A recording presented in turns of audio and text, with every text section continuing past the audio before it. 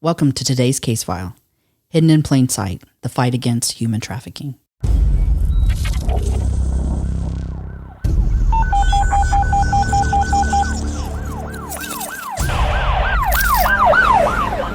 Year-old male, 211 Silver Hollow Road, between Lane Road and Swamp Patch Road.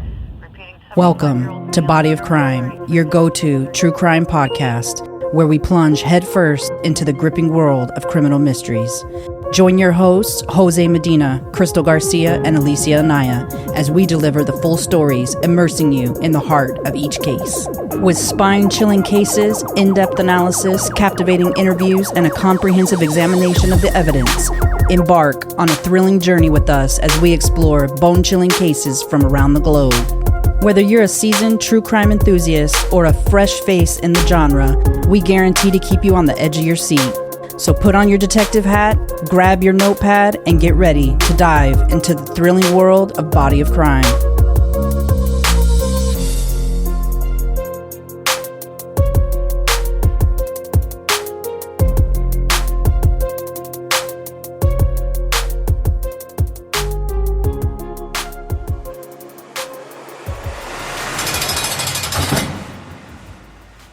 Today we're diving into a gripping story that goes beyond the realm of traditional criminal activities. You might have already caught wind of the film Sound of Freedom, a powerful narrative that unravels the relentless fight against human trafficking. The film brings to light the journey of Tim Ballard, a former U.S. Homeland Security Special Agent, who, fueled by a burning desire to make a difference, established Operation Underground Railroad. Through this nonprofit organization, Tim and his team are on a mission to take down the harrowing underworld of human trafficking. Their goal? To rescue victims ensnared in this heart-wrenching web and ensure that the perpetrators face justice. To date, they have rescued more than 6,000 and made more than 5,000 arrests.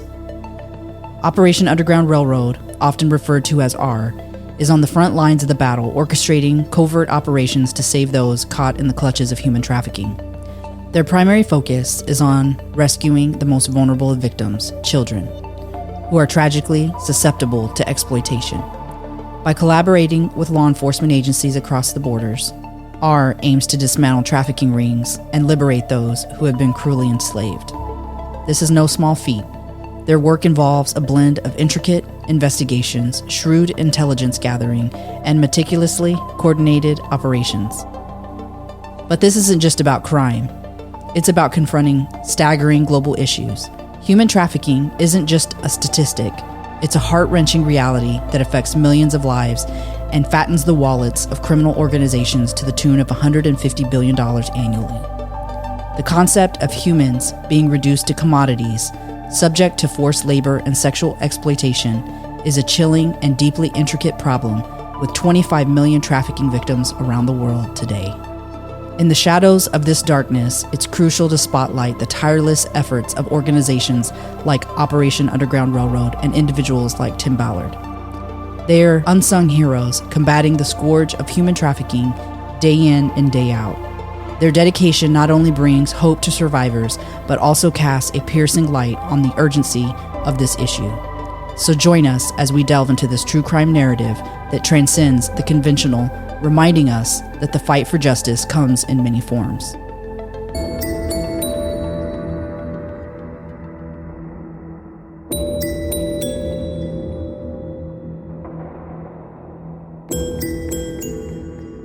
Human trafficking, also referred to as trafficking in persons or modern-day slavery, constitutes a grave offense involving the exploitation of individuals for compelled labor or sex.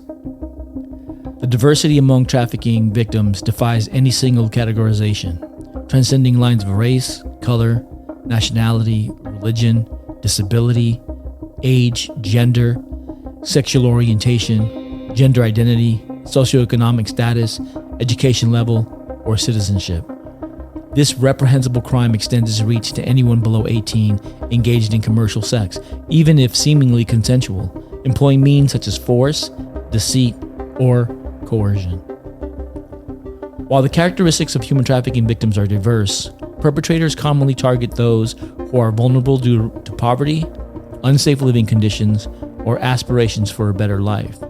In the United States, Notable at-risk groups encompass American Indian, Alaska Native communities, LGBTQ+ individuals, people with disabilities, undocumented immigrants, runaway and homeless youth, and low-income individuals. These victims are ensnared through deceitful promises, compelled to work under inhumane conditions for little or no compensation. The spectrum of human trafficking perpetrators is equally varied. They can be foreign or U.S. citizens, acquaintances, family members, or even strangers. Dispelling the misconception that traffickers are solely male, cases reveal women can also be involved in this crime. Pimps, gang members, diplomats, business proprietors, labor intermediaries, and owners of farms, factories, and companies can all be perpetrators. Victims are found across legal and illegal labor sectors, encompassing domains like child and elder care, the drug trade, massage parlors, hair salons, restaurants, hotels, factories, and farms. Some remain hidden within homes, trapped in domestic servitude, while others endure extreme circumstances in plain view, forced into exotic dance clubs, construction, health and beauty services, or eateries, persisting as a dire reality throughout the United States.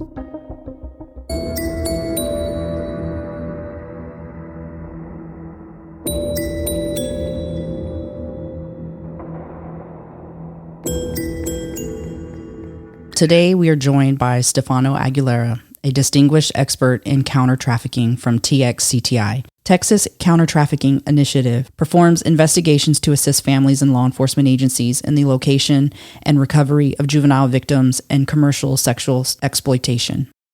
Their mission is to counter the exploitation and subjugation of a vulnerable population and combat sex trafficking. Welcome, Stefano. Thank you, Crystal. We want to start off where we always start off, and we just kind of want to learn a little bit about you. So can you kind of give us an overview of your background? Sure. I grew up kind of really interested in kind of anything and everything techie, 14, 15, and looking into what Anonymous was and dark web and what is it and all that fun stuff. I wouldn't say I was a hacker by any means, kind of a wannabe script kiddie at best. But it was always kind of just a passion. I never really wanted to make it a job. I ended up going to school for engineering with a minor in physics. That was kind of my main focus. My goal was to be a mechanical engineer, kind of following what my father did as well. But I ended up dropping out of college due to financial and family reasons. Ended up pursuing a career in sales originally with a company that specializes in restoration, kind of like ServPro, but more on the corporate side. And a lot of my job there revolved around open source intelligence. And one of the guys that ran that entire division was a major in the anti-terrorism task force over in Afghanistan under General McChrystal. And so his guidance and tutelage on the investigation side of things and kind of how to look people up and the entire process of intelligence kind of opened up a new world to me that I realized I was, one, good at, and two, I really enjoyed. So I went from there, and then my job currently is with an international detective agency. I work as a global intelligence analyst. That is my day job.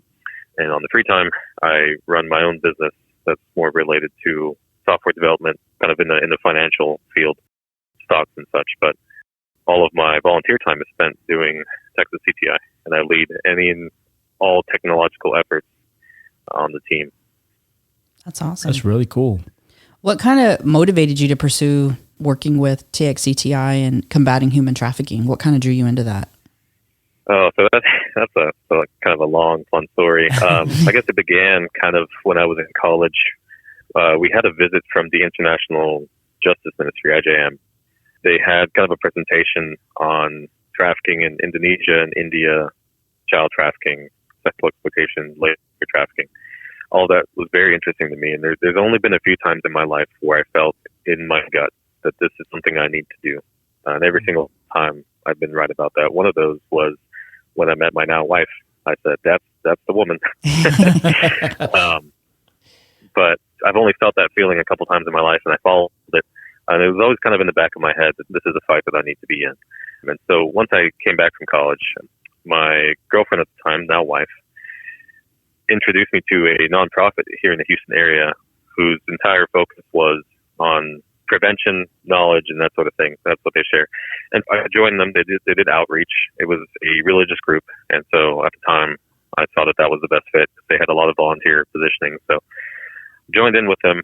And then I had a couple of situations where there was someone who made an outcry, and she needed assistance on getting out. And so when I approached the team leaders about that whole situation, they didn't know what to do. And that was my first experience with sort of the challenges and the bureaucracy and kind of the red tape surrounding all of this. And I felt there was a need that needed to be filled. And so I didn't find any other group that was out there until I met an individual on that team who then kind of guided me and gave me guidance and allowed me to work under her private investigative license to learn investigations and kind of the physical side of anti-trafficking. Did that for a few years, and that's where I met JB. JB and I have now been working together about 7 years, and he decided to start his own venture here at TxCTI, and I joined him in it, and that's where we're at. That's really cool. Yeah, that's awesome. Have there been any cases that kind of hold a particularly significant, personal significance for you? To be honest, most of them, if not all of them. My mind's a bit of an iron trap, for better or for worse. It's a great benefit with a lot of the analysis work that I do, but some things take a little longer than I personally like them to. A few of them that I can talk about without going into too many details, just to protect the survivors. There's this one case that I worked that involved a 4-year-old. The mother was involved in a lot of drug usage and such, and mental health issues, and overall it was just a really sad situation, because from the outside looking in, it was a normal family. You would see them on church on Sundays, you would see them in the streets, you would see them shopping for groceries and whatnot. It wasn't really visible from the outside looking in, but the mom had a lot more internal turmoil going on, and it resulted in her wanting to sell her 4-year-old online. There was a buyer, unfortunately, and that kind of situation evolved, and we were in charge of investigating that whole thing. So that case always kind of sticks with me. And another one was my very first one. This was when I was with that group, and I had mentioned to them, I think my phrasing was exactly, quote, I have a particular set of sketchy skills. As I mentioned, I was a bit of a cringe lord back then. I was a wannabe for a lot of things and didn't really know what I was jumping into. But I'm glad that I did say that, because they believed me for whatever reason and allowed me to kind of join in on something that they had going on. There was a 15-year-old from Honduras that was being trafficked, and we had reason to believe via social media and such that there was a lot of evidence towards that. So along with the team, I kind of gathered the evidence through social media, put it together using the tools and skill sets that I had from my previous work, threw that together and then forwarded to an FBI tip line. They did eventually get back to me and basically just said thank you. And left it at that. I never was able to see what happened with that case. I looked it up years later, and every now and then I'll check, and I still don't see very much of it. So hopefully that situation was resolved as best possible, but I do think about that one a lot. And another one I think about a lot, and this will be the last one because I could go on for days on this. But, no, you're good. We had one that involved a government official. And I won't go into where, who, what, or when for obvious reasons, but that one I think was the most frustrating and heartbreaking just because it was an official that was kind of expected to be in a position of power such that they were helping the abused and instead became the abuser. Really sad situation just overall. I think about that one a lot. That's someone that I occasionally keep tabs on. I keep all of his files and will occasionally search up the girls just to make sure they're doing all right. And there have been a few, unfortunately, where I do make that Google search and they are found dead or whatnot. And it's a little difficult, but I do keep track of them. It's definitely an honorable venture that you're on. You talked a little bit about the bureaucracy and the red tape that's associated with really law enforcement and even at the FBI. A lot of times they're constrained based off laws. What flexibility do you have not being law enforcement to be able to help these cases? Yeah, well, end of the day, I mean, I'm just a civilian. Even if you have a PI license, you're technically just a civilian. It doesn't give you the ability to make arrests short of a citizen's arrest, which requires an active felony taking place. And I think there's a bit more legalities to that. But right. I'm just a civilian end of the day, so I can go into places and investigate things that a law enforcement officer in uniform can't necessarily do the same. So an example of that would be if we have someone, let's say at a strip club that we think is being trafficked.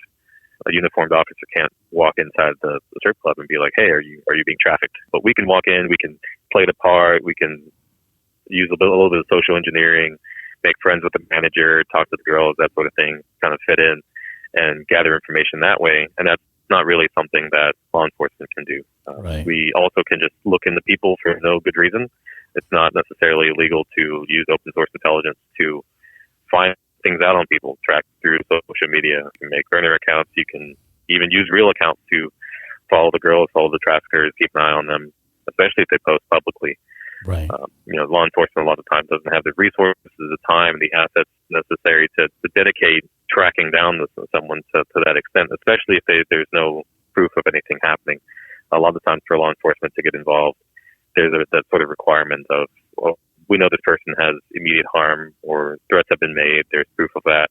But we're able to step in where the family tells us, hey, we think this person's being trafficked, or hey, we think they're missing with this person, we think they're over here. We kind of work in that gray we think area versus the we know area that's required for the law enforcement to take action. Yeah, no, it makes a lot of sense. And in terms of not being law enforcement, I'm thinking through this, do you find that people are more receptive to give you information, share with you? Because I know a lot of times there's a lot of apprehension with being a snitch or telling on somebody or even being seen speaking to the police.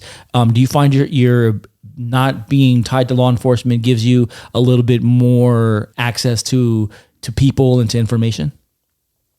Sure, yeah, absolutely. I mean, I think a lot of what our mission is also kind of gives us that ability. So one of the things about us, particularly at TxCTI, our mission is not anti-porn, it's not anti-pornography, it's not anti-prostitution. I think those are all valid arguments that can be made, and those are definitely part of the discussion around trafficking in general. But for our mission specifically, we focus very specifically on one thing, and we try and do that very well. Right. And we think that if there's a lot of groups that do the other aspects of it very well, then we can all work together to get the entire process from beginning to end done very well. And because of that, we're allowed to go kind of into areas where we can have these conversations with the girls, and they know that we're not going to try and convince them to stop what they're doing or try and give them some religious speech or try and pull them out forcefully. We're there and we go, hey, we have a 14-year-old in the street. Have you seen her? You know? Right. And do you need help? No? You're good? All right, cool. Let me know if you need a Red Bull or something. We got you. We kind of make that relationship with the girls on the street so that they know who we are. They know what we do. And at the end of the day, we're not out to harm them. We have one very specific goal, and that is to recover people who are being forcibly trafficked. And those who are missing in the life against their will, and especially minors. There's a lot of women that we speak to that say, hey, she's too young for this, pull her out. And they'll just willingly give us the information. And, that takes years of kind of establishing that rapport with them. But, yeah, we definitely have a bit more leeway not being law enforcement.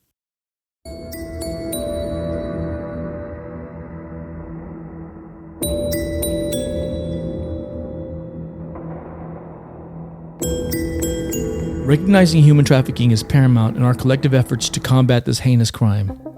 It involves remaining vigilant for signs that might otherwise go unnoticed, such as individuals exhibiting signs of physical or emotional distress, appearing fearful or controlled, lacking personal identification, or engaging in activities that seem incongruent with their age or circumstances. By cultivating an awareness of these red flags and understanding the diverse tactics traffickers employ, we can play an active role in identifying potential victims and intervening to offer them the assistance they urgently need.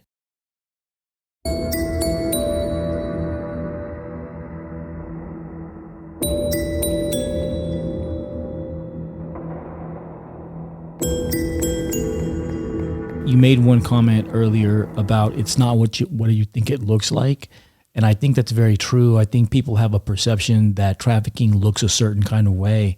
Can you explain a little bit more about that in particular? Sure, yeah. As an analyst, I tend to have things a little bit black and white, but the UN defines human trafficking as, quote, the recruitment, transport, transfer, harboring, or receipt of persons by means of the threat or use of force or other forms of coercion, abduction, fraud, deception, of the abuse of power or of a position of vulnerability, or of giving or receiving of payments or benefits to achieve the consent of a person having control over another person for the purpose of exploitation. So given that definition, that's kind of what we focus on, we go off of, we work around. We have received a lot of witness reports and such via our website and call-ins and text messages of, hey, I saw this little girl over here and she was screaming too much and her parents weren't paying attention to her. I think she's being trafficked. Right. Or I was at Walmart and somebody dropped a little piece of paper under my tire. I think I'm at risk of being trafficked. And I think there's a lot of misconceptions in social media right now about what entirely trafficking looks like. I mean, end of the day, it's a business. And however bad it sounds, the people that are being trafficked are the product, not to dehumanize them, but as from the viewpoint of the traffickers. It doesn't make financial sense, in my opinion, to take random people off the street and risk that much kind of the danger surrounding all of that, especially if they're an adult.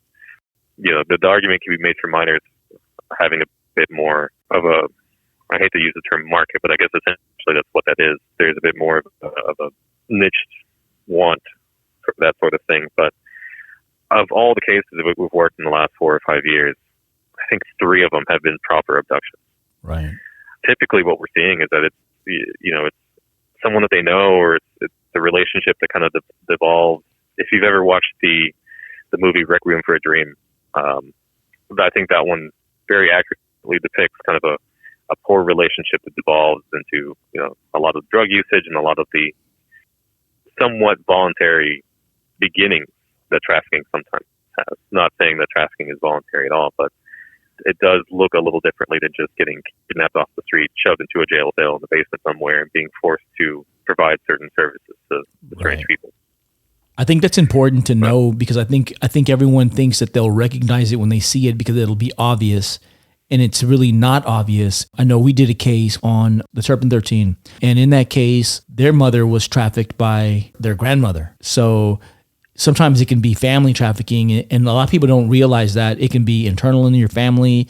It can be husband and wife. It can be boyfriend and girlfriend. There's a lot of different ways that trafficking can look, and I think that's important to understand that it's not always going to look a certain way. Yeah, absolutely. And like you said, by someone I know especially, and I think given that trafficking is exploitation at its core, exploitation of someone else's will against their desires, there's a lot of spots where someone in need is exploited into that. Right. Be it they were financially unstable, or they had housing issues, or maybe drug dependencies, or, some of the girls that we speak to on the street, they are in the life, so to speak. And I will say that my mindset on that personally is that kind of the same thing with squares and rectangles, right? Like all squares are rectangles, not all rectangles are square. Right. Just because there's prostitution does not necessarily mean that they're being coerced against their will. I mean, a lot of times once they're an adult, there's not much we can do unless there's a specific outcry. Because if you pull them out forcefully, that in itself is kind of exploitation as well. Yeah. But going back to the why, some of the girls I've talked to out there on the street say, hey, they make $2, $3, $4 a night. That's their thing. They enjoy doing it, and they enjoy the financial freedom it gives them. And for us personally, that's not something that we're going out there to focus our efforts on, given that we're a small group of people who investigate. Our focus is specifically on, hey, we have a 14, 15, 16-year-old who's missing, got abducted, was told, whatnot. But yeah, like you said, there's a lot of different types and starts to someone being trafficked. Yeah, you made a good point, because you said that, there's a market for children to be snatched off the street, where that's not really much of a market for adults. And I think that's because of supply and demand. You have some people that choose that life. And so there is some supply there. The market's not completely bare in regards to that. And I know we're talking about it very coldly, but from a child perspective, there's no supply except for what you force. Right. There should be no demand as well. Yeah, there should be no demand. Right. There should be no demand. Could you share with our listeners the concept of counter-trafficking and its significance against the battle against human trafficking? We defined trafficking earlier as kind of the forceful coercion of someone into exploitation. And so counter-trafficking is, as simply as the opposite of that. Trafficking in general is a huge umbrella. It has a lot of different shapes. There's labor trafficking, there's forced exploitation, there's servitude, sex trafficking. It's a whole umbrella field. Basically, it goes back to that core definition of coercion and exploitation. And that has a lot of different shapes, and kind of globally, too, it looks very different. There's regional differences in what that exploitation looks like. And for us specifically, we focused on the investigation to assist families and law enforcement, specifically in the location and recovery of victims of commercial sexual exploitation. So of that giant umbrella of trafficking, we are kind of a sub-umbrella of a sub-umbrella. Mm-hmm. And that's what we particularly focus on in our counter-trafficking efforts. So in general, counter-trafficking goals are what they call the 3 Ps of protection, prevention, and prosecution. So you want to protect people from being exploited in the first place. And that's a whole conversation on kind of just general society and kind of the upbringing of children in this day and age. And probably would be an entire different podcast. And then prevention as well. And prevention kind of goes hand in hand with education, kind of letting people know what trafficking looks like and how you can stop it. And once you do find it, what to do about it and whatnot. And then the prosecution, making sure that the people who are at the top of these chains of trafficking are prosecuted for their crimes and are brought to some sort of not doing that anymore. I don't quite know the word for it. I want to say justice, but I honestly, not as a criticism of our country specifically, but I don't believe that we have a justice system. We have a legal system. Right. And I've seen that a lot of times in person. And if there was justice, I wouldn't be working a lot of these cases. Yeah. That's true. Yeah. That's very accurate. One thing that I know that kind of sticks out to me is I know that we had talked about some of the red tape, but when you're dealing with, a potential trafficking case, what type of red tape obstacles are you seeing, and why do you think that's important for the general public to understand when a case comes up? Like, I know the one that you guys worked in Dallas, the Dallas Mavericks game, but like, what kind of red tape should families be aware of when they're encountering a situation where they think maybe there's a potential trafficking case involved? To spin up law enforcement on any of these cases, it needs to fit kind of neatly within a category, even trafficking itself. So if you look at a majority of the trafficking prosecution cases, the convictions related to trafficking, at least in my experience, I would say that a lot of them don't end up being charged with trafficking. Trafficking has a very specific set of requirements to be considered trafficking. A lot of times they're charged with solicitation. There's a few other minor charges. I'm not a lawyer, so I can't exactly speak to all the ins and outs of what the charges are. But trafficking carries some very heavy sentences. Especially if you traffic, at least here in Texas, if you traffic someone within a school or within a college, I think that carries a maximum penalty of like 99 years. But you have to prove trafficking, and proving trafficking is a very difficult thing to do. Right. And so, as in most other cases, as I'm sure you guys have seen with murder and whatnot, that they opt in for the lower charge because we can't get them on trafficking, but we can get them on this. Or, hey, he had a pound of weed in his car, so we can get him at least that. Right. And so they end up going for 5 years, 10 years, a lot less. And so when the case begins, that's something that the officer that responds has to keep in mind is kind of what category does it fit in, what checkbox can I fill this out, because this is eventually going into its own category. And so what we see sometimes too, like the Dallas Mavericks case, parents of a North Texas teenager have a warning to share with all of you tonight, and that is the reality that human sex trafficking can happen even to your family. That's right. That family says that their daughter went to a Mavs game and disappeared. CBS 11's Brooke Rogers with what every parent tonight should know. Our daughter, she loves going to the games, especially at this age.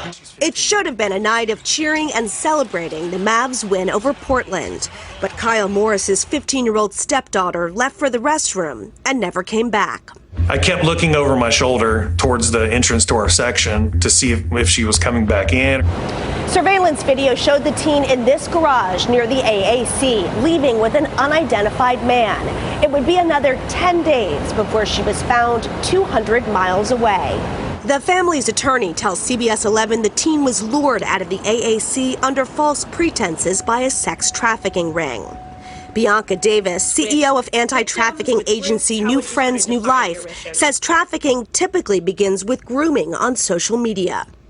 It's not necessarily something where there is a random situation happening or a kidnapping in the street. I think if we're looking for white vans in a parking lot, that we've missed it. The Morrises say their daughter had left home before, but this was different. They contacted the Texas Counter-Trafficking Initiative, who found her on April 18th in Oklahoma City. She started crying, and I walked up, and I was trying to be strong for her. She is now on the road to recovery, and 3 people have been charged with human trafficking and other offenses.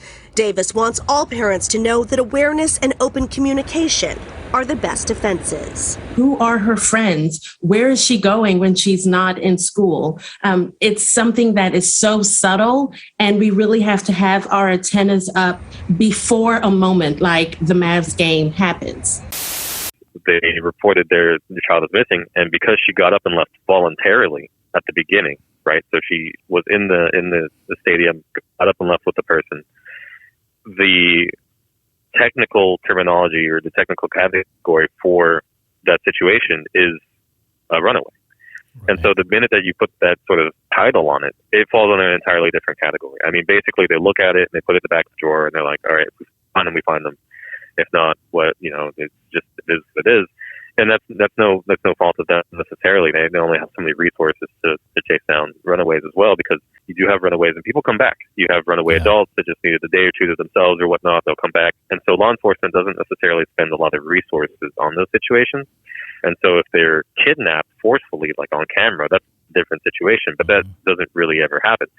And if it's a boyfriend or girlfriend or something that just turned off their phone, took all their social media away, locked them out of their accounts, took their car keys or whatever, then that's a different situation as well, because you also don't know for a fact that they're being trafficked. You just have your suspicions. And so they can investigate, they can do welfare checks and such, but it's very difficult for them to tick that box on trafficked. And I can recall one case that I was asked to partake in where we were called basically right when the law enforcement agencies were called.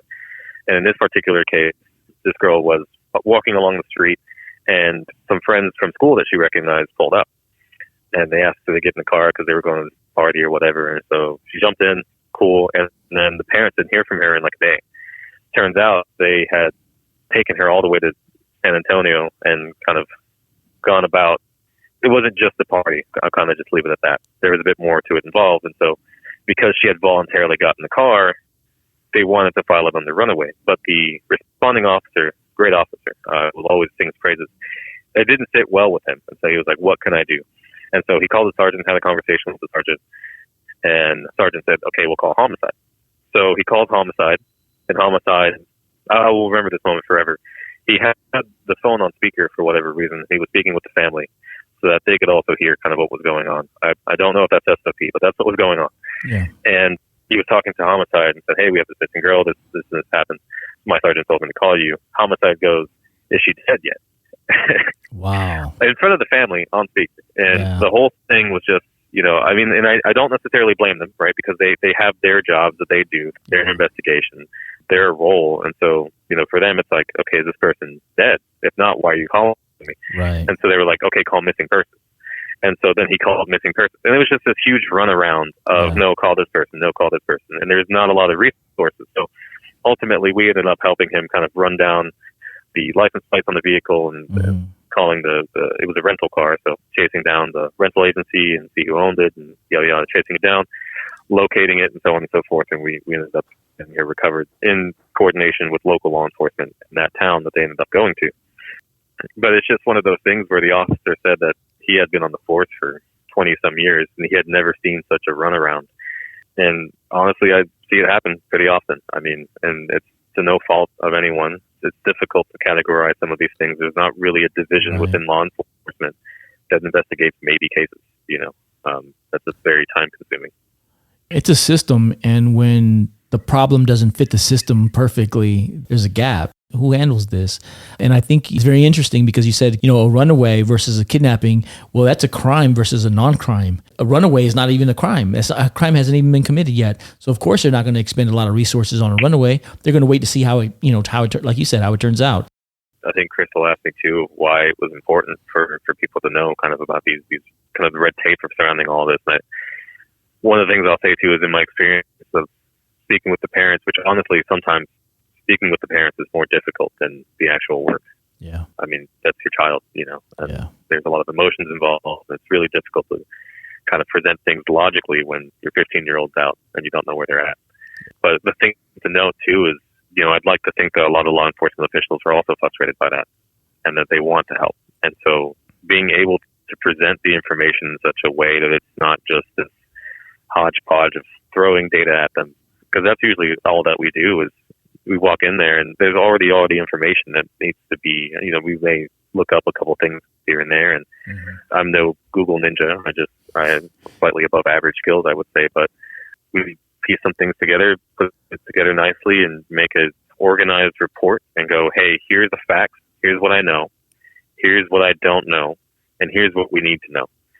And a lot of times, even just having that conversation, I definitely don't blame the parents. I couldn't imagine being in such a spot of having to try and think logically in such a time. But a lot of times when we go on scene, there's family members too. You have aunts, uncles, cousins, brothers, and everyone's kind of running around trying to call people or making Facebook posts and all that. And amidst that chaos, sometimes things kind of fall through the cracks. The information gets lost here and there. There's a lot of he said, she said. And what we do is kind of sift through the noise and put here and go, okay, here is all the information on the silver platter. Do with this what you need to. And that's a lot of our focus. Yeah. That's good. Well, it definitely seems like you guys are a force multiplier for the police force, and you close the gap where they would need to deploy resources in order to gather all that information and go out and question people and get all that information. But when you bring it all wrapped up like that and you present it, now it's just the information that they need to go execute. It helps kind of push things forward. Right. What kind of information is most important for you guys from friends and families and witnesses and stuff whenever something like this takes place that really help you guys the most? Like, what kind of information is really good information to give you? I always start with high resolution, clear image of them facing forward. We really need that facial vectoring that's really aligned, that can help us locate ads, that can help us locate potentially other websites where they're being posted. All of that's really critical. The date when this happened as well. Sometimes we have people reach out to us and they go, hey, my friend's daughter is missing. Like, okay, well, it changes the game a little bit if it was today or 3 years ago or 4 months ago. So we definitely want to see the last date that they were seen. Social media handles, for sure. Anything online, whether that's small or big, TikTok handles, Instagram handles, phone numbers, emails, all of that. Because a lot of times with phone numbers, I can search up social media handles that you may not even know they have. There's a lot of features and functions that we have available where I can find Snapchats, Facebooks, Instagrams, TikToks, because all that information is on the platform with the phone numbers and emails and such. Definitely emails if you have access to it. Any devices, if you happen to have them, there's ways to gain access to it. You can kind of read through, especially if they're minor. With adults, there's a bit more of red tape surrounding that. But with phones that belong to minors in the possession of the parents, with the permission available, we can kind of look through it and see what we can find. And sometimes we'll find text messages that are a little sketchy or deleted things, images. It's like, okay, well, what were you doing on this day? Why is this geotagged over here at this park when you said you were at a school function type thing? And then that can kind of lead to, well, who are they talking to? And then so on and so forth, kind of go from there. We like to know kind of where they hang out as well, kind of what are they up to, what do they like to do after school activities and such. And that's all like beyond the immediate, height, weight, what were they wearing, eye color, hair color, et cetera, the things that you would normally see on a missing persons poster. That's always the first kind of order of business. And then from there, my particular questions revolve more around online presence, social media, all of that. So that's kind of what I focus on particularly. JB does more of the physical asset part of it. So. Typically when we watch shows like 48 Hours, they're trying to identify who committed the crime within 48 hours. What is a good timeline for like reporting a crime like this when something happens? Should parents be waiting 4 or 5 days to confirm when they think their child has run away or something like that, or is sooner better? I mean, immediately. If your child goes to the grocery store and they're supposed to be back in 30 minutes and they weren't, I'm not saying be overly paranoid. Mm-hmm. There's a line between caution and paranoia, and I think especially around some of this anti-trafficking stuff, that line is blurred a lot, especially around some of the social media and some of the recent media that's kind of been surrounding this topic. But if you have reason to believe that they're missing, that they haven't answered their phone, it's not like them, that they've been back and you went there, you checked, you didn't see them, that sort of thing. There's a bit of due diligence involved, but immediately, the minute that you think that they're no longer where they said they were going to be, or you think something may be up, there is no reporting limit. It could be 10 minutes, it could be 10 days, it could be 10 years.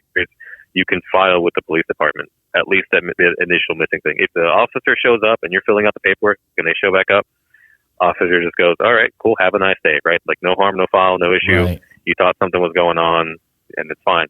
But don't delay on sort of that initial reporting. I think the 48 hours thing for me is not an accurate timeline of that sort of thing. There's a lot of statistics that say that within the first week, someone who's not found will end up on the streets. For us, at least with what we do on the technological side, my limit at least is like 90 days. It's not a hard stop, but if we're seeing ads on someone and we stop seeing ads on someone for 90 days, that's kind of where we get a little bit worried about, well, they may no longer be with us, so to speak. Right. If we have someone that's being trafficked, a lot of times what we do too is track the locations of the ads. So we'll see them in Houston, for example, and then 3 days later in Dallas, and then 3 days later in somewhere near Oklahoma or Denver, or, you know, and we kind of see them moving around because they don't like to stay in kind of the same area for too long. And if we start to see that the ads no longer are slowing down or no longer existing, then there's a lot of questions involved. You know, did they get pregnant? Are they injured? Are they no longer with us at all? That sort of thing. But 90 days is kind of our timeline, so to speak. Gotcha. And that's 90 days of since last seen. Right. That makes sense. From your experience, could you kind of shed some light on what you think the most prevalent type of trafficking victim is?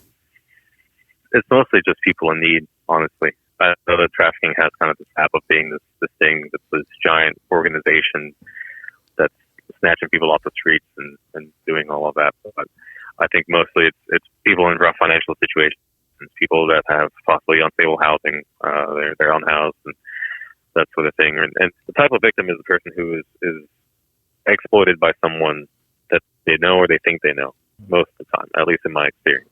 I don't know what the exact statistics are on that, but a mother, a father, a brother, a boyfriend, a friend that you met. I mean, we've had a couple cases from girls who were at homeless centers here in Houston, and there's a guy that's like, oh, you know, I have this business idea, you just need to do this, that, and the other, and things kind of evolve over time. There's a little bit of grooming involved. It's like, oh, well, would you be willing to do this? Would you be? And then they kind of push that envelope further and further and further, and the next thing you know, 2 years down the line, you're standing on dissident.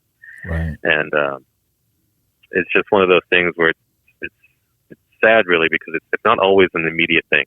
Sometimes it's a slower thing, and there's a lot of emotional manipulation involved. There's a lot of, it kind of goes hand in hand with domestic abuse as well. Kind of the same. I'm no psychologist, and I can't speak on that, but kind of the same mentality from the abuser.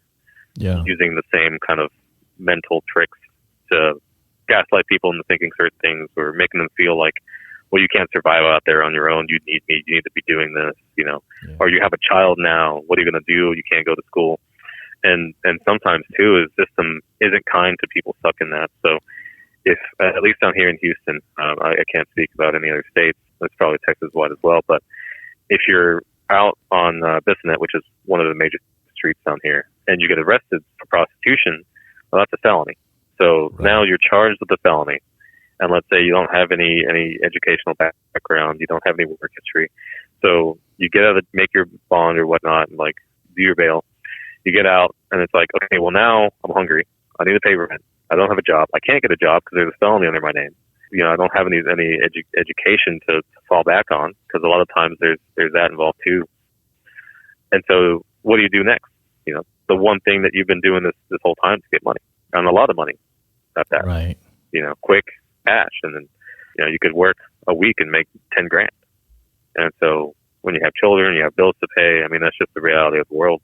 Yeah. That's kind of the most prevalent victim that I see, is kind of someone stuck in a situation for more than just physical reasons. Right. I noticed that with trafficking in particular, that it doesn't matter. So I know every state has like a legal age for consent. And I know that specifically with trafficking, that it doesn't matter if the person's 17 in a state. If they're under 18, it's considered trafficking, even if they say that they're agreeing to it. So I'm agreeing at 17 to make $4,000 a day. So I wanted people to understand that there isn't red tape there, that's very clearly stated, you know, that if they're under 18, it's trafficking, even if they're agreeing to do it because they're underage. Correct. Yeah, thank you for that clarification. justification. Minors cannot consent, full stop. Yeah. That's kind of my opinion on that. So, considering the prevalence of online platforms, how susceptible are young individuals to being targeted online? I would say very. I mean, if you look at just the prevalence of scams, the amount of people who get targeted by, hey, this is the IRS. If you don't give us $10,000 in Apple cards, we're going to send you to jail. And the amount of people that kind of are involved in that.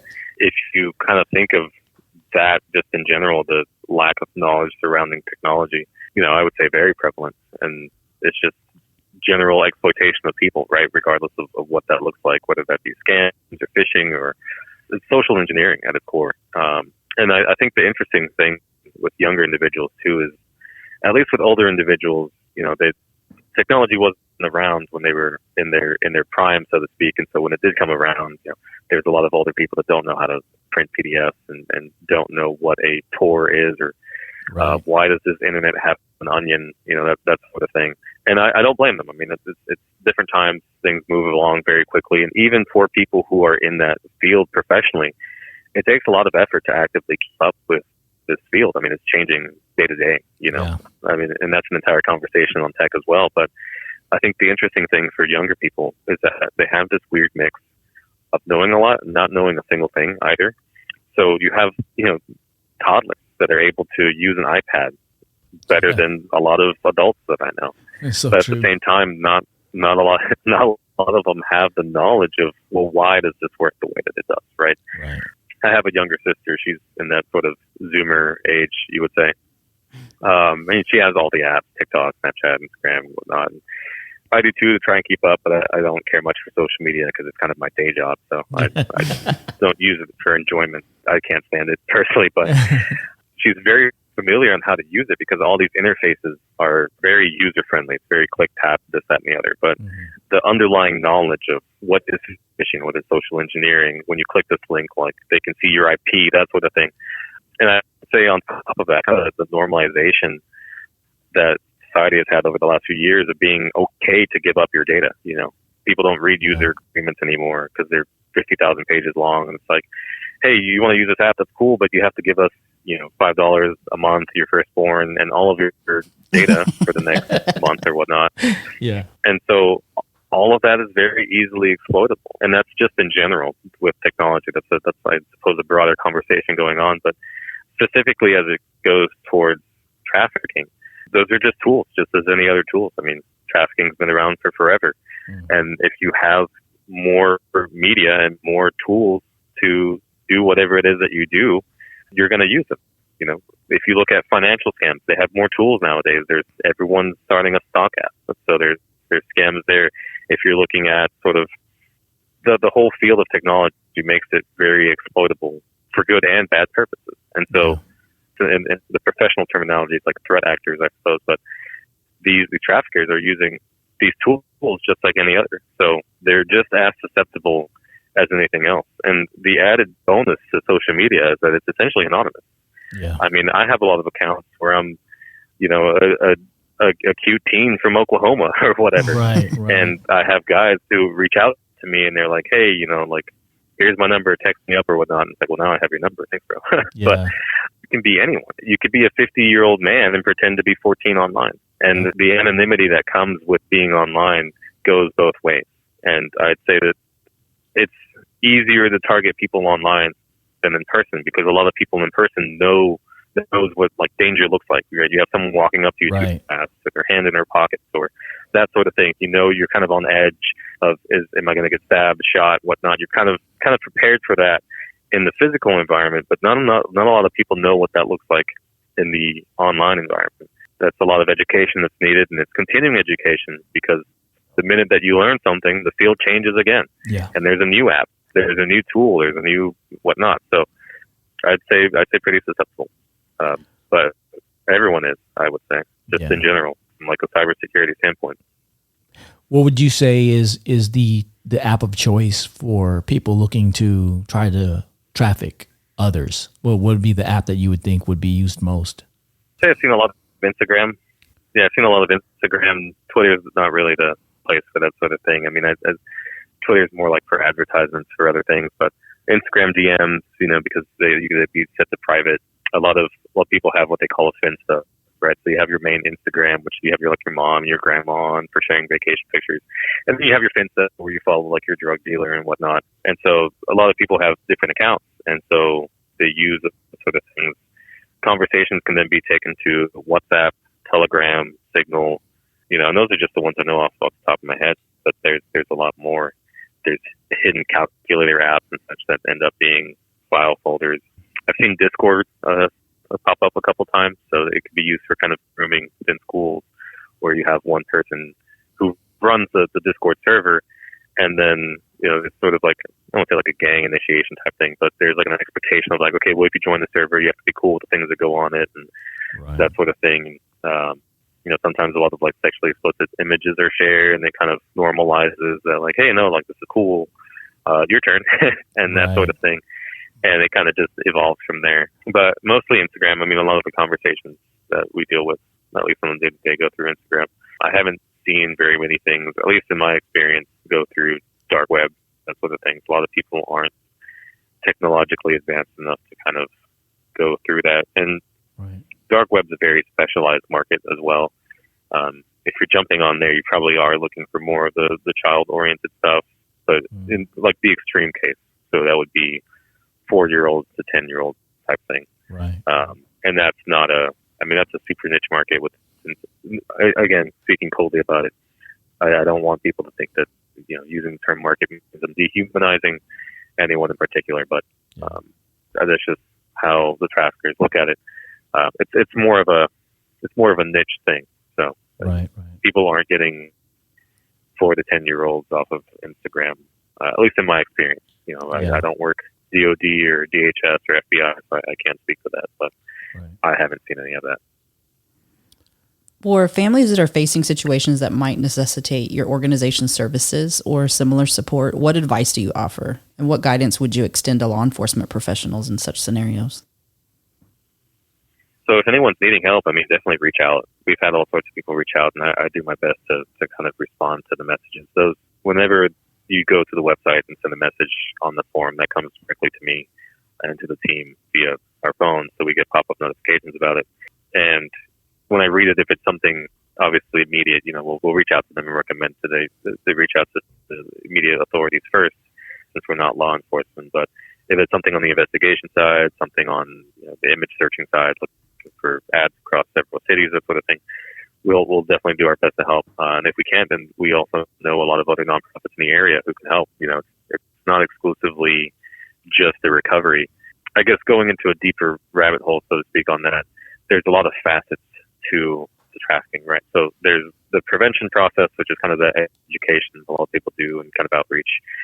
There's the recovery and extraction phase, which is someone making an outcry going, hey, I need help, pull me out of this. A lot of times there's a protection stage once they are pulled out. Sometimes the trafficker is violent. It's like, okay, we need to put you in a safe house with no internet and no cell service for a couple of days to make sure you're okay and kind of get you off the grid. The rehabilitation aspect of it. So whether they need mental therapy, physical therapy, assistance with any drug withdrawals, whether that be alcohol, heroin, meth, etc. And then after the fact, kind of once all the dust has settled, so to speak, there's that process of kind of reintegration in society and whatever that looks like for them. Let's get you a job. Let's get you an education, a GED, a college degree, that sort of thing. Let's set you up with someone who give you those resources to get you set up to where you don't feel like you need to go back into the life for that particular thing, because of the reasons that I spoke about earlier. And then kind of the last final step is like prosecution, right? Like let's go after these guys that did this to you. That's always the longest step. That could take years for a lot of people. And I know that was a bit of a rabbit hole, but all that to say is that there's a lot of facets of this, and I'm of the opinion that no one particular nonprofit can take care of all of it. It's a very big task. Right. And there's a lot of nonprofits that do each parts of that very specifically. I wouldn't dare dreaming of touching the prosecution side of it. I'm not an expert in that. Mm-hmm. I'd be doing more harm than good. Mm-hmm. And kind of knowing where your limits are and what you can and can't do, I think, offers a lot of benefit to the issue. And so, we've made it kind of our goal to kind of know a lot of these organizations that do these sort of things. And we're always on the lookout for more. But someone reaches out to us and they go, hey, I just recovered my daughter. She was kidnapped and We have reason to believe the pimp is after her. What can we do? We can try and set you up. We don't do protection services, but we may know someone who does. And we can try and set you up with that. We can kind of liaise that conversation. And that's the whole point of the initiative in Texas Counter-Trafficking Initiative, right? We kick things off with the investigation, kind of get that started, but we don't have to be the ones that cross the finish line. And at the end of the day, it doesn't matter who does, as long as the person who needs support gets support from organizations that can provide it. And so if, someone needs services and needs support, I'd say reach out. And then with that too, don't reach out to just one organization. We're not the end all be all. At least the Houston United Against Human Trafficking, the National Trafficking Hotline as well. I mean, hit up everything. Yeah. Ask, knock on every door. Some people take a long time answering. Some people won't answer. Some people answer immediately, and you never know. And so, any and all resources, I think, in that sort of situation, I mean, the most that you're doing is bugging someone with an email. And if they don't want to read it, they don't read it, but you tried. Right. And kind of on that too, don't stop bugging the cops. I mean, I've talked to families where it's like, well, I talked to the detective like 2 weeks ago. I'm like, no, call him again. Leave him a voicemail, send him a text, send him an email. You don't have his email, I'll help you find it. It's probably public. So, keep that pressure on. If it's someone that you care about, that you think needs assistance, don't stop, don't give up. I think that's the hardest part of it too, is that people sometimes expect a sprint when it's a marathon, and it's exhausting. And I've talked to a lot of domestic abuse victims as well, where that whole situation it's never really done. It's always going to come back up. It's always an issue that needs to be resolved again. There's always something else that happens with it, and you need a lot of patience and you need to keep going. But it's a bit of a marathon, and not to stop. Yeah. And as far as guidance for the law enforcement professionals, I would say on the other side of that too, like a lot of people don't have the same stoicism that law enforcement officials have. From the officers I've met and from the people I've worked with in my day job that have done overseas work as operators and such, you get kind of cold sometimes to certain things. You see it as kind of a stat. You see it as kind of, I'm clocking in at 8, I'm clocking out at 5. And, if this goes to 5:05, well, I'll hand it off to the next officer and that sort of thing. Mm-hmm. And I'm not saying that all officers is not a criticism of law enforcement in general, but there, I think, needs to be that kind of understanding of this is this person's possibly worst day of their life. And you are walking into that, and they are expecting some sort of assistance. And so the patience and understanding that you can provide will help, at the very least, comfort them in the moment. And I think that's a lot of education that's needed sometimes too on what trafficking looks like, because they're very quick to go, what category does this fall under? What can I do with it? And again, I'm not saying all law enforcement officials. So there's some fantastic officers out there. Yeah. They get the work done. But if they're needing assistance with certain things, again, we provide assistance to everyone. We're just civilians at the end of the day. Anyone who asks, we've worked alongside DPS, DHS, FBI, and we've kind of established those relationships with them. But we're happy to help out whoever. I mean, if we need to do a talk, we need to do an education thing, I'm happy to do it. And then along that too, kind of just, I'd say this for any professional in any field, but seek continuing education. There's a lot of courses that can be done on your own time, or sometimes even offered by certain cities or certain states that's funded by them. It's, an hour or two of your time that kind of does a lot of those trainings on what does it look like, how can you recognize it, who do you report it to, what does that process look like, what organizations can assist, and that sort of thing. And there's a lot of anti-trafficking organizations out there that do work with educating law enforcement and educating families on the interactions with law enforcement and such. And I think that's fantastic. It's not something that we do, but I do think that's very needed and amazing work as well. That's incredible. Sorry, that was a bit of a long-winded answer. That was awesome. Very thorough. Very, very thorough. It's funny that in 2023, it still takes a village. It takes everyone working together, all these resources coming together to help keep our kids protected, to help keep our families protected. You talked about the website. Can you give us a website? The initials for Texas Counter-Trafficking Initiative, so TxCTI, and that's .org, O-R-G. From the website there, you can kind of submit a form if you have any questions, comments, concerns, whatnot. We do have a donation box. We very gladly accept donations. On the donations, I'll clarify, none of us on there have a salary. we support operations basically for the most part for the last few years out of pocket until we recently received this wave of attention from the recent Mavericks situation. But all the finances that we receive are used directly to support operations. So that'll be hotels when we need to kind of do recoveries. A lot of times what we'll do is we'll get hotels on the strip or next door to someone that we think may be being trafficked and just pretend to kind of be in the area and such. But cars for the gas, expenses for that sort of thing. If we do end up having to get them any immediate resources, the finances go towards that as well and such. And, maybe down the line we'll look at kind of getting some full-time positions on board. For right now, everyone's a volunteer. But awesome. Yeah, that's what that goes down to. And then there's also the contact us page on there. So feel free to hit that up, and there's all of our emails on there. You can email us directly. We'll provide all those links and stuff in the show notes as well so that people can access them. If people want to get involved in any way, whether that's to volunteer with you guys or provide any type of resources or anything of that nature, what would they need to do? So you can always fill out the form that's on our website. There's no requirement on what goes on the form, so anything and everything can be sent through there. I will say that currently, given our financial situation, we're not hiring. We've had that question a couple times where someone's like, "Oh, are you guys hiring for operations and such?" Currently, we're not. We are sort of looking for someone within the Houston, Dallas, San Antonio kind of triangle to maybe help us on the street side of things.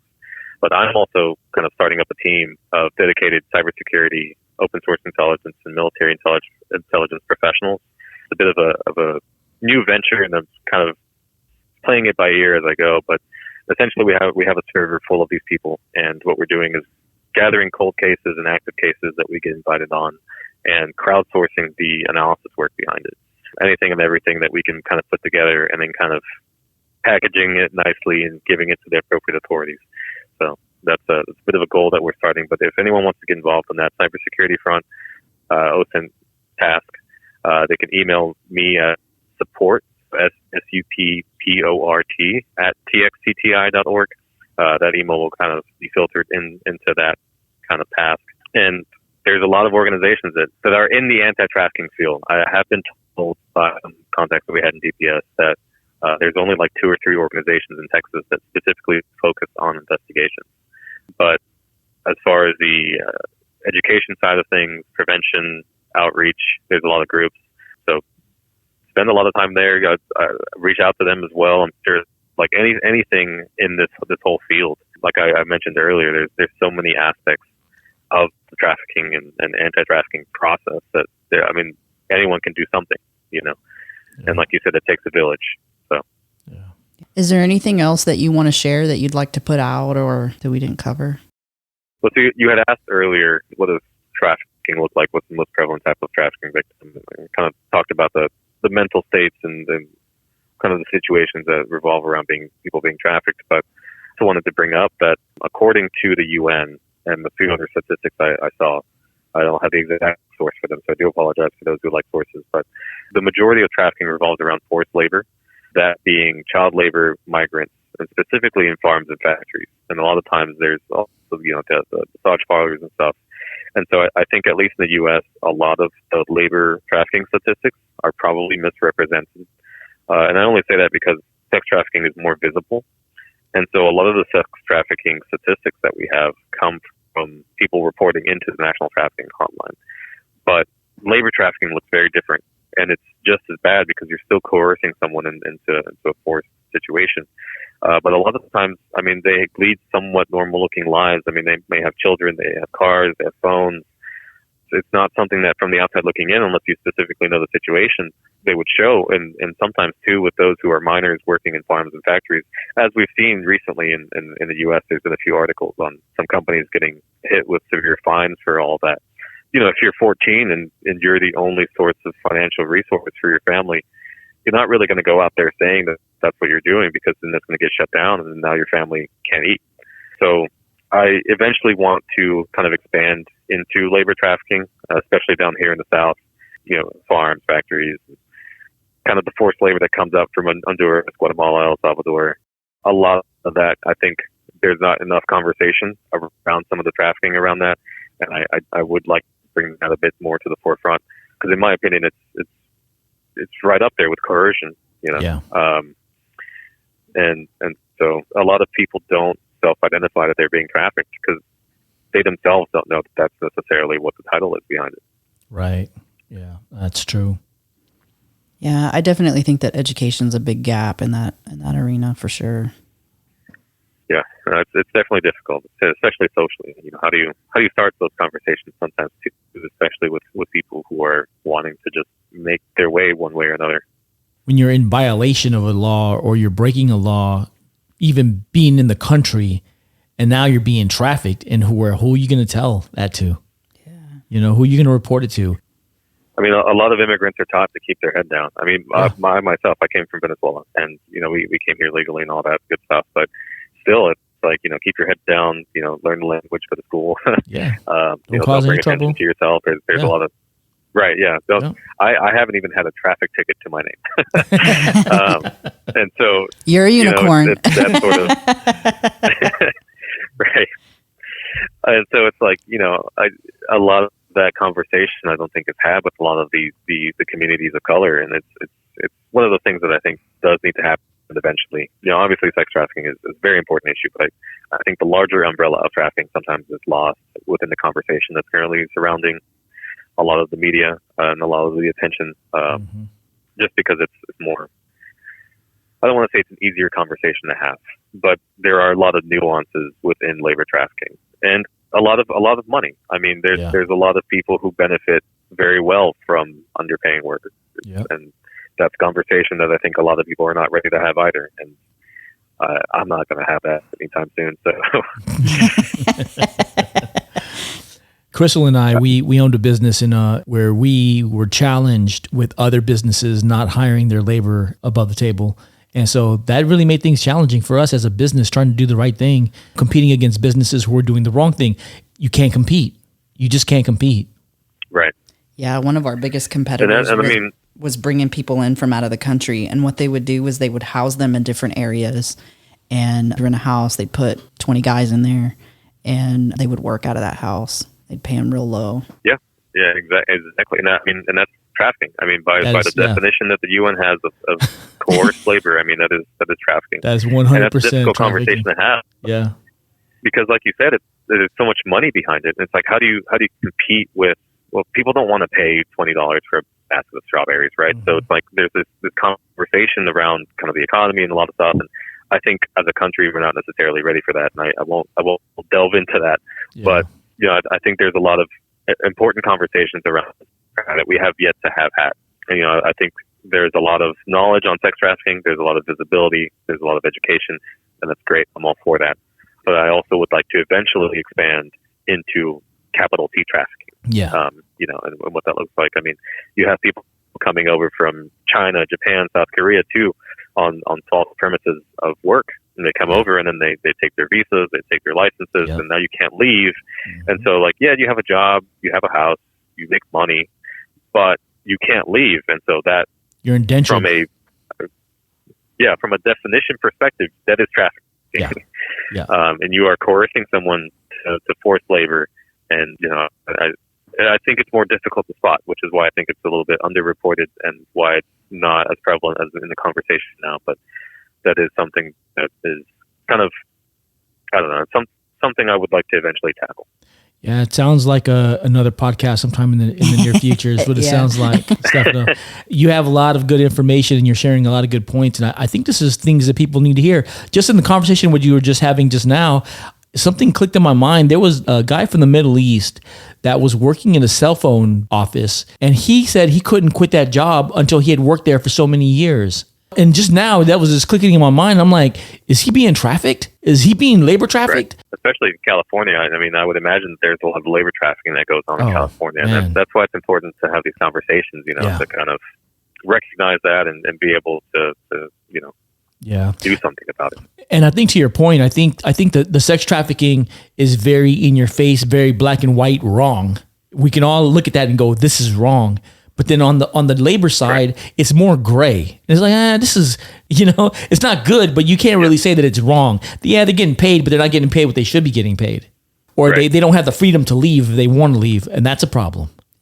Yeah, I mean, ultimately for me, I think my beliefs kind of boil down to if you subvert the will of another human, like that's one of the most ultimate wrongs that you can do.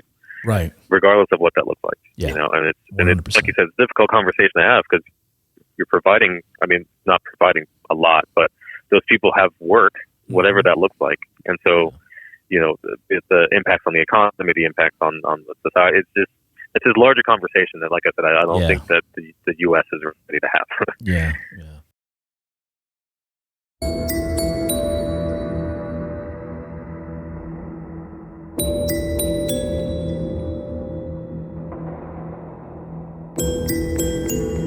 In 2018, Minnesota witnessed an intricate year-long preparation for a SEER 1 event. SEER stands for Special Event Assessment Rating, and what that is, so a level 1 is actually the highest level that you have right under a presidential visit, which requires a lot of pre-planning and positioning and things of that nature. During this process, you know, it was very meticulous planning that involved collaborative efforts amongst various agencies encompassing law enforcement, medical personnel, logistics, airspace control, and more. You know, these preparations were tailored to the specific event type, crowd size, and associated risk factors. Notably, major events like the Super Bowl often lead to exuberant festivities marked by partying and indulgence, which inadvertently creates an environment that's conducive to certain illicit activities. Recognizing this, the proactive approach included targeted training to spot instances of human trafficking across various sectors, including banking, law enforcement, medical establishments, transportation services, and hotels. As a result of these preparations, nearly 20 trafficking victims were successfully rescued during this period surrounding pre- and post-event celebrations.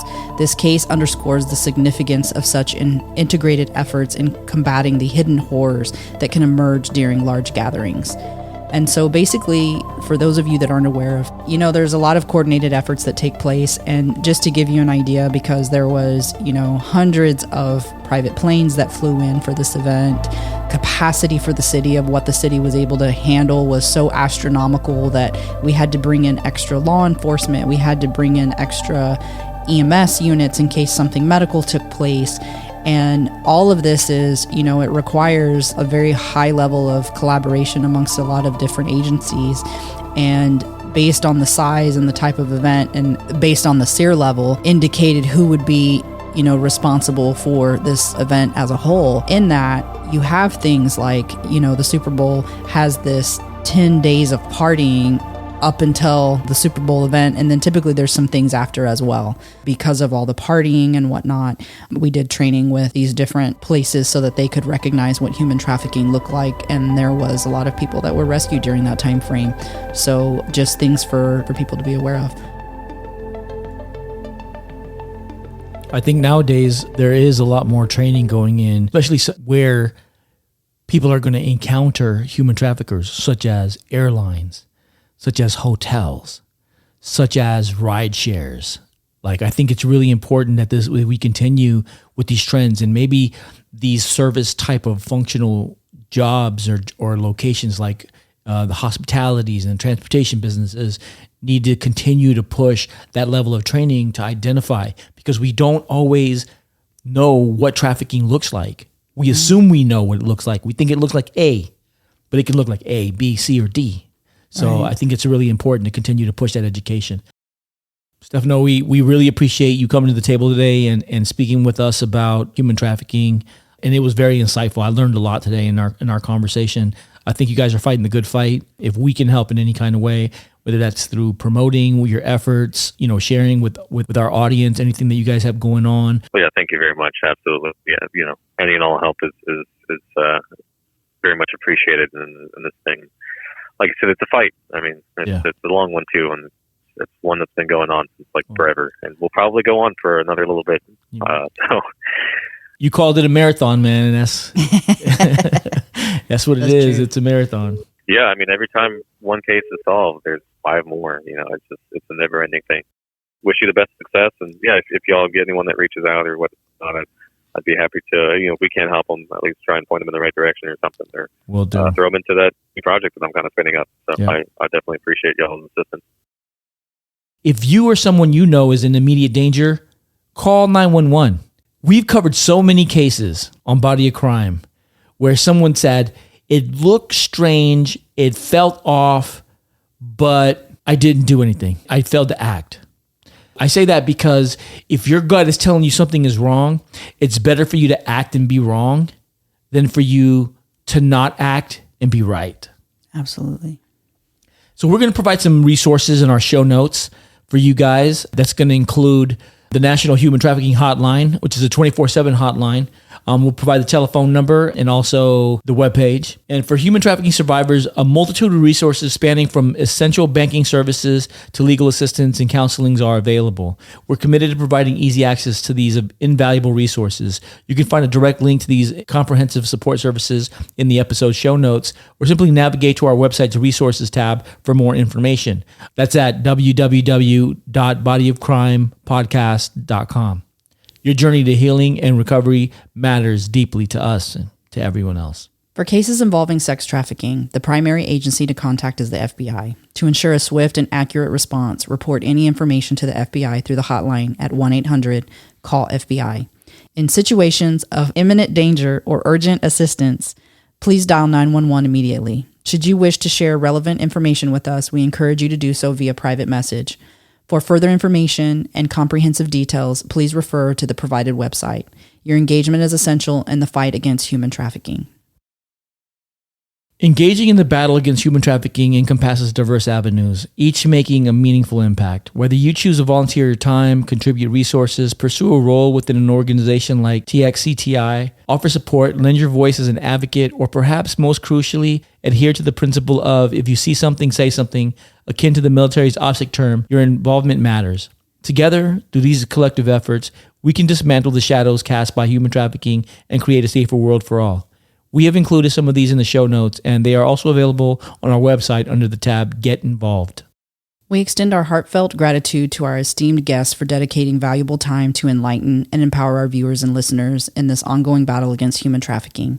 Your insights have undoubtedly contributed to our collective efforts, and we deeply appreciate your presence on our platform today.